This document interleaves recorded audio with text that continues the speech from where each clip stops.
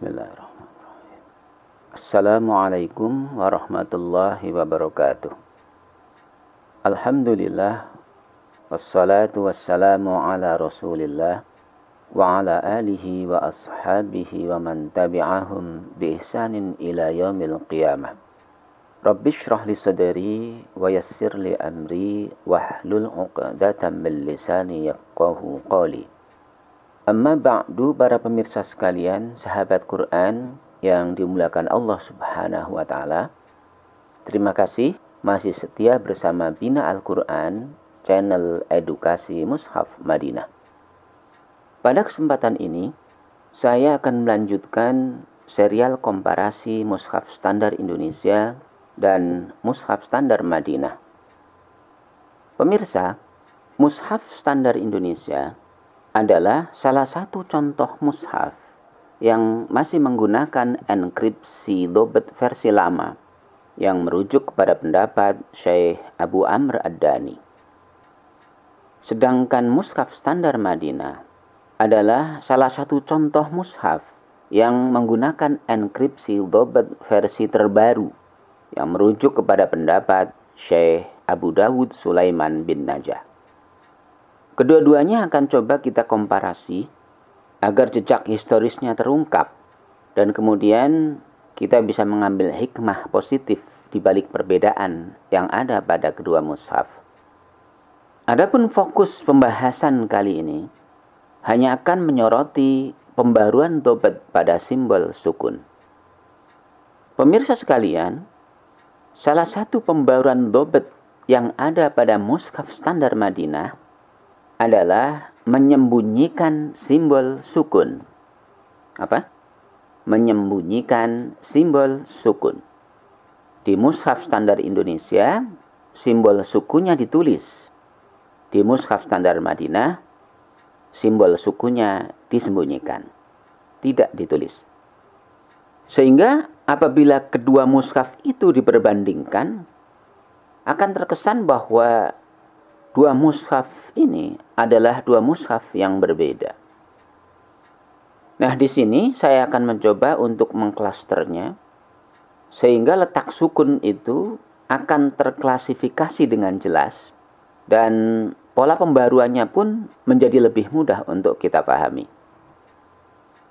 Pemirsa, pada mushaf standar Madinah, simbol sukun akan dituliskan di mushaf bila memenuhi 3 kondisi secara kumulatif. Yang pertama, konsonannya eksis, dibaca jelas, karena dikembalikan kepada makhrajnya. Kemudian yang kedua, sifat hurufnya tidak berubah. Dan yang ketiga, memiliki hak 1 ketukan. Jadi, 3 kondisi kumulatif itu harus terpenuhi. Artinya bila salah satu saja dari 3 kondisi ini berubah, maka simbol sukun tidak akan ditulis di mushaf standar Madinah. Pemirsa sekalian, 3 kondisi kumulatif ini hanya bisa kita jumpai pada formasi izhar. Artinya, dalam penulisan formasi izhar, simbol sukun tetap dipertahankan, tidak diperbarui. Sehingga kita akan mendapati kesamaan antara mushaf standar Madinah dengan mushaf standar Indonesia. Namun, pada formasi yang lain, seperti formasi mad, formasi ikhfa, dan idgham, pada kedua mushaf akan dijumpai adanya perbedaan. Karena disitulah terjadi pembaruannya.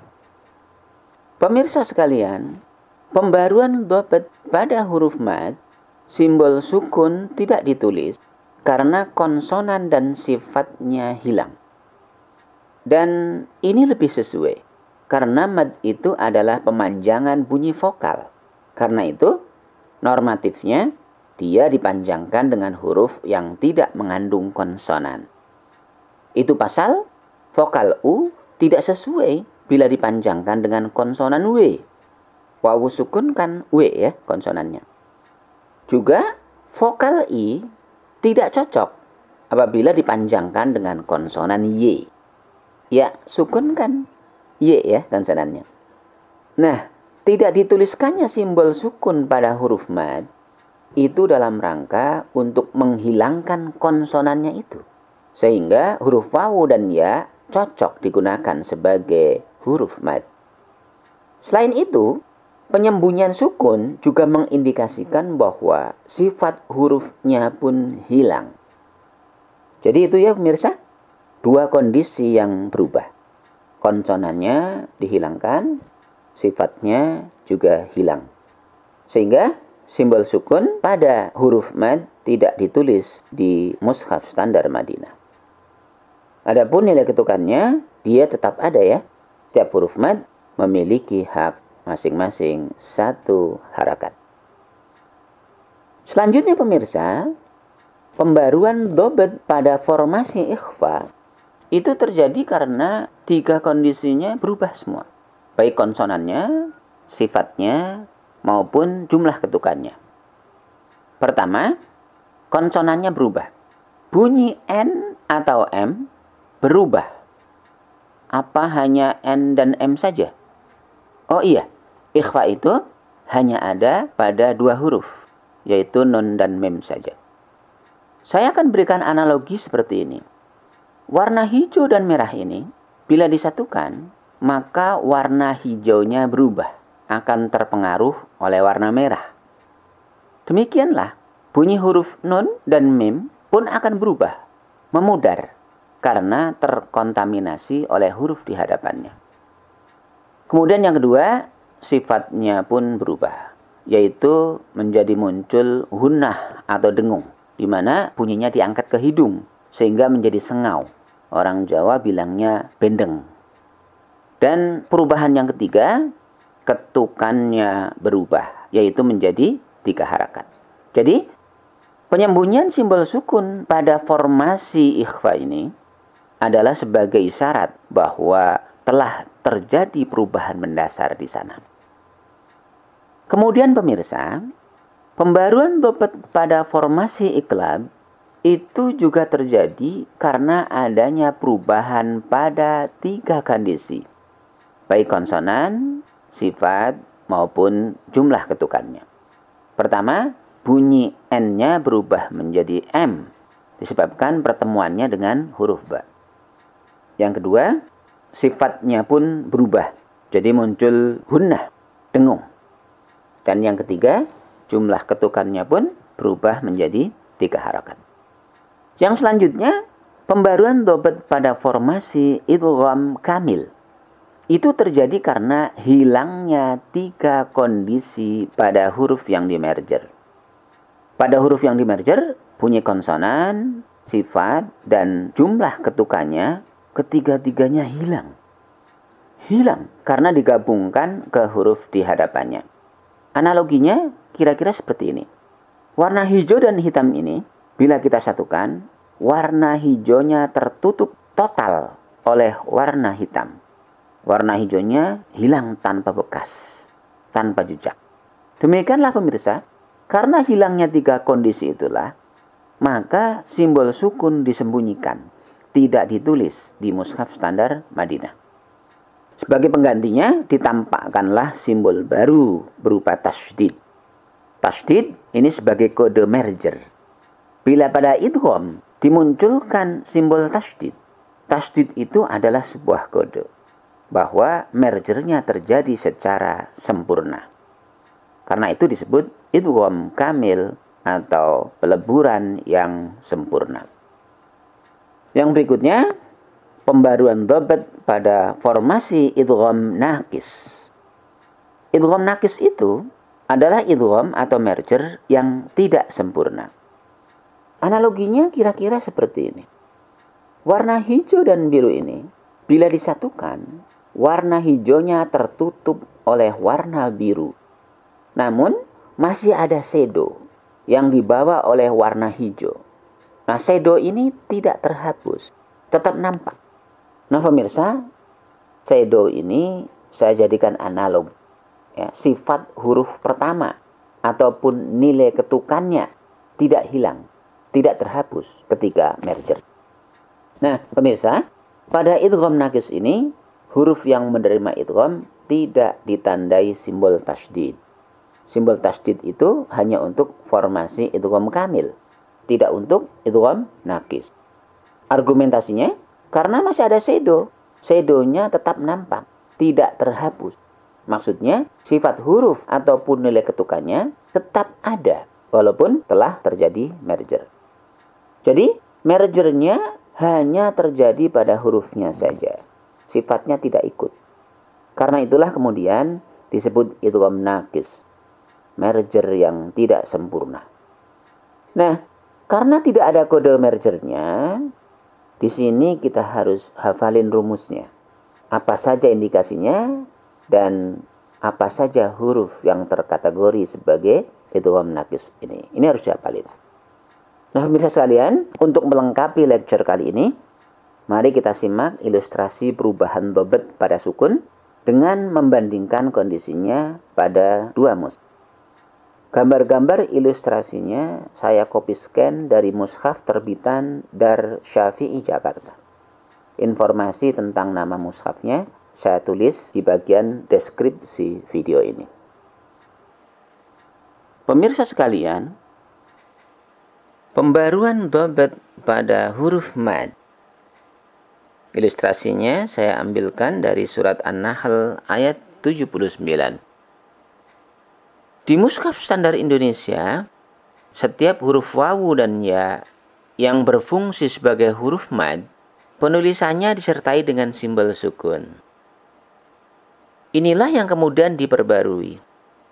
Di mushaf standar Madinah, tiap huruf wawu dan ya yang berfungsi sebagai huruf mad, penulisannya polos, tanpa simbol sukun. Nah, pemirsa, tidak dituliskannya simbol sukun pada huruf wawu dan ya ini mempunyai maksud bahwa konsonan huruf wawu dan ya beserta sifatnya keduanya hilang. Yang tertinggal hanya hak ketukannya saja, yaitu bahwa setiap huruf mad mempunyai hak satu ketukan. Nah, bila kita mengamati rasemnya, keduanya sama ya. Jadi perubahannya semula ada sukun menjadi tidak ada sukun. Semula sukun ditulis, kemudian di mushaf Madinah sukun pada huruf mad tidak ditulis. Pembaruannya hanya pada dhabtnya saja ya. Kalau rasamnya sama saja.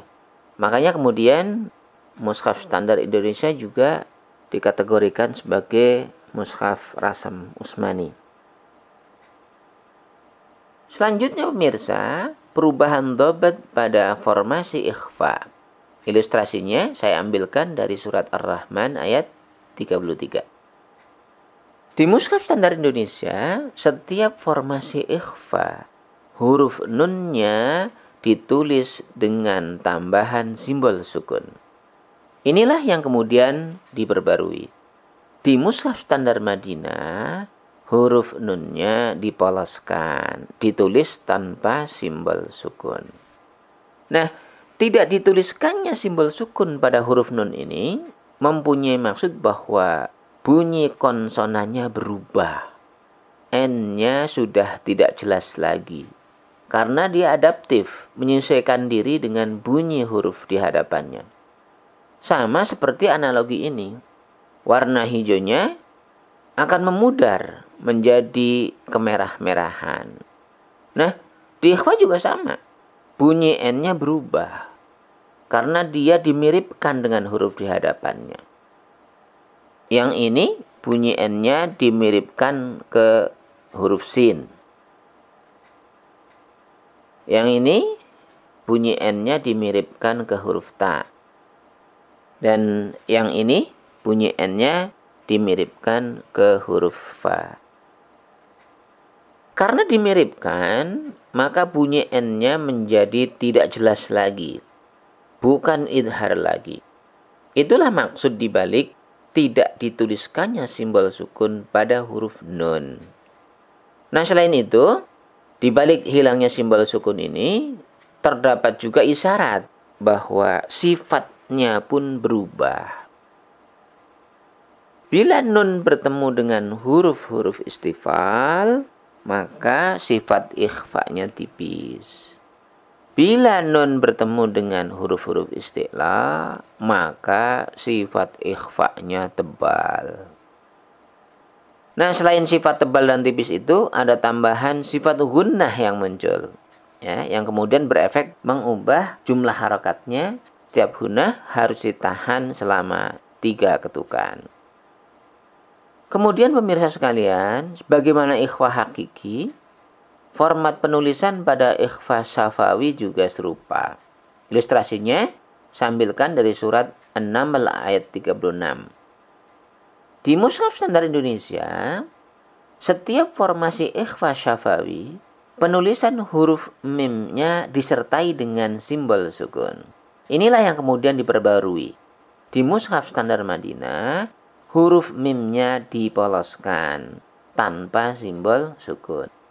Tidak dituliskannya simbol sukun pada huruf mim ini mempunyai maksud bahwa bunyi konsonannya berubah, tidak jelas, menjadi adaptif, menyesuaikan diri dengan bunyi huruf di hadapannya.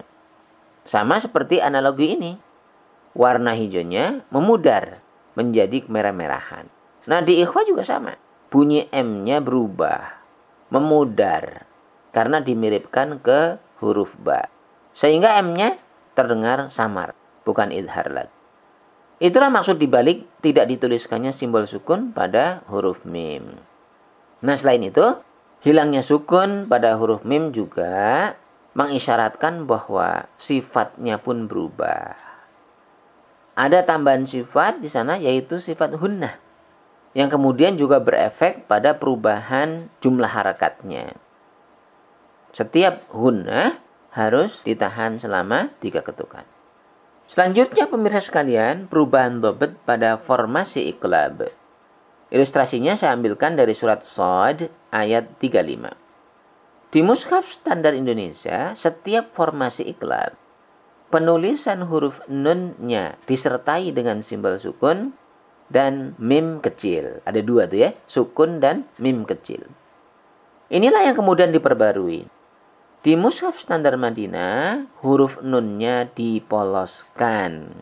Hanya tinggal ada mim kecil saja di sana.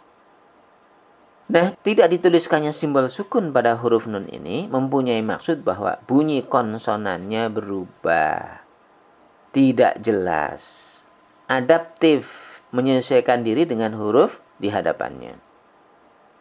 Adapun huruf mim kecil itu menjelaskan bahwa perubahan bunyinya mengarah kepada bunyi M karena menyesuaikan diri dengan huruf ba di hadapannya. Itulah maksud dibalik tidak dituliskannya simbol sukun pada huruf nun. Selain itu, hilangnya sukun juga menunjukkan isyarat bahwa sifatnya berubah. Ada tambahan sifat hunnah di sana yang berefek domino mengubah jumlah harakatnya menjadi 3 ketukan. Nah, pemirsa sekalian, perubahannya kita lihat hanya ada di dobetnya saja. Kalau rasamnya sama saja ya, antara Mushaf Standar Indonesia dengan Mushaf Standar Madinah. Makanya kemudian Mushaf Standar Indonesia pun terkategori sebagai Mushaf Rasam Utsmani. Selanjutnya pemirsa, perubahan dobet pada formasi idgham kamil. Ilustrasinya saya ambilkan dari surat Al-Kahfi ayat 36. Di Mushaf Standar Indonesia, setiap formasi idgham kamil, penulisan huruf pertamanya disertai dengan simbol sukun. Pada huruf keduanya disematkan simbol tasydid yang berfungsi sebagai kode merger atau kode idgham. Dalam ilustrasi ayat ini, kita juga mendapatkan tambahan data bahwa penulisan formasi idgham di Mushaf Standar Indonesia tidak seragam. Pada formasi idgham bila huna, seperti contoh ini, dan pada kasus idgham mutajanisain, seperti contoh ini, huruf pertamanya ada simbol sukunnya. Namun di kasus idgham syamsiyah, seperti contoh ini, huruf pertamanya polos. Tidak konsisten format penulisan idghamnya. Inilah yang kemudian diperbarui. Di mushaf standar Madinah, setiap formasi idgham, huruf pertama, yaitu huruf yang akan digabungkan, huruf yang akan dimerger, hurufnya dipoloskan. Tidak ada simbol sukunnya. Nah, tidak dituliskannya simbol sukun pada huruf pertama ini mempunyai maksud bahwa bunyi konsonan pada huruf pertama ini hilang. Hilang karena digabung, dimerger ke huruf di hadapannya. Sama seperti analogi ini. Warna hijaunya menghilang, merger full ke hitam. Nah, di idgham juga sama. Bunyi huruf pertamanya menyatu, merger kepada huruf di hadapannya. Jadi yang ini bunyi N-nya hilang ya, karena masuk ke huruf ra. Yang ini bunyi D dan sifat qalqalahnya hilang karena masuk ke huruf ta. Dan yang ini bunyi L-nya hilang karena masuk ke huruf sin. Nah, sekarang formatnya jadi sama kan?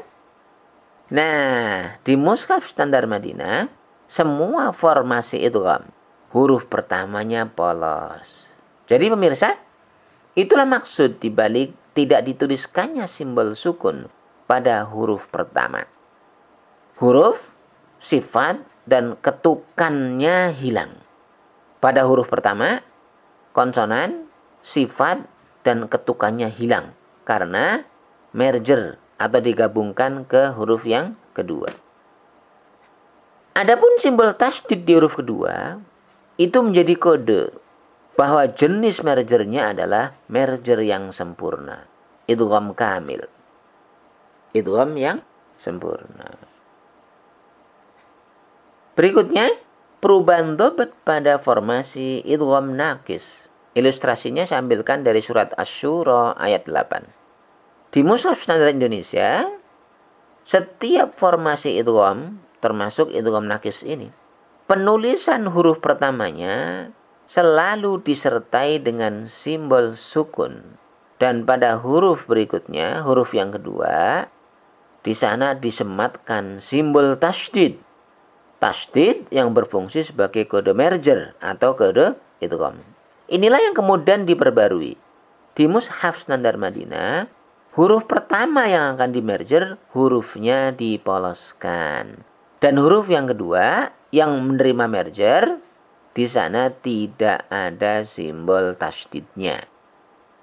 Nah, tidak dituliskannya simbol sukun pada huruf pertama ini, mempunyai maksud bahwa bunyi konsonan pada huruf pertama ini hilang. Hilang karena digabung ke huruf kedua. Sementara itu, tidak dituliskannya simbol tasydid pada huruf kedua. Karena ada sifat bawaan dari huruf pertama yang tidak ikut melebur. Permisalannya seperti analogi ini. Warna hijaunya merger ke warna biru, namun masih ada shadow.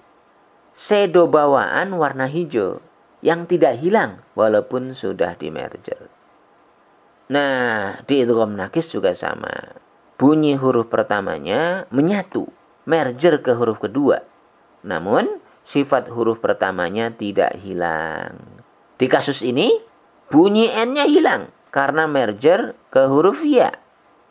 Yang ini, bunyi N-nya hilang karena merger ke huruf wawu. Nah, sifat bawaan yang tidak hilang adalah sifat hunnahnya atau sifat dengung. Sifat dengung ini dimunculkan di huruf kedua sehingga bunyi y-nya dihunnahkan, ditahan 3 ketukan. Demikian juga bunyi w-nya. Jadi bila dibaca bunyinya walakin yudkhilu, ditahan y-nya. Walakin yudkhilu man yasha'u min waliyin. Jadi pemirsa, itulah maksud dibalik tidak dituliskannya simbol sukun pada huruf pertama dan tidak dituliskannya simbol tasdid pada huruf yang kedua. Hurufnya merger, namun sifatnya tidak. Nah pemirsa, di ilustrasi ini saya hanya menampilkan satu contoh format idgham bi gunnah saja, yang saya gunakan untuk menggambarkan formasi idgham naqis. Tentunya masih ada contoh yang lain, tapi nanti saya akan bahas lagi pada kesempatan yang berbeda insya Allah. Nah pemirsa sekalian, sahabat Quran yang dimulakan Allah Subhanahu wa Ta'ala, demikian tadi pemaparan tentang pembaruan dhabt pada simbol sukun beserta komparasinya antara mushaf standar Indonesia dan mushaf standar Madinah. Dari komparasi kedua mushaf tadi, kita bisa melihat bahwa enkripsi dhabt model baru di mushaf standar Madinah sifatnya lebih merinci simbol. Simbolnya dirinci sesuai fungsi masing-masing. Sehingga per satu simbol dhabtnya hanya memiliki satu interpretasi saja. Nah, tentunya yang seperti ini menjadikan mushaf standar Madinah menjadi mushaf yang friendly user. Lebih mudah digunakan oleh kita semuanya. Nah, pemirsa, di antara kemudahan yang ditawarkan pada mushaf standar Madinah, sebagaimana sudah kita saksikan bersama tadi, yaitu begitu simpelnya memahami hukum nun sakinah. Sebelum mengenal mushaf standar Madinah, ketika belajar menggunakan mushaf standar Indonesia dulu, cara menghafal hukum nun sakinahnya adalah dengan menghafal huruf-huruf yang ada di hadapannya. Gitu kan? Misalnya huruf idhar ada berapa? Ada 6 dihafalin. Hamzah, ha, ain, ha, kha, dan ghain. Gitu kan? Kemudian iklab, hurufnya apa aja? Oh, hanya ada 1, ba, gitu ya, dihafalin. Huruf idgham ada berapa? Oh, ada 6. Apa saja dihafalin ya. Lam, ro, nun, mim, wawu, ya. Gitu ya. Huruf ikhfa ada berapa? Ada 15 dihafalin. Huruf 15 itu apa aja? Ya sisanya, selain ikhfa dan idgham, gitu ya, karena malas menghafal. Nah, bila tidak hafal huruf-huruf itu sesuai dengan hukumnya masing-masing, maka cara membacanya pasti bingung.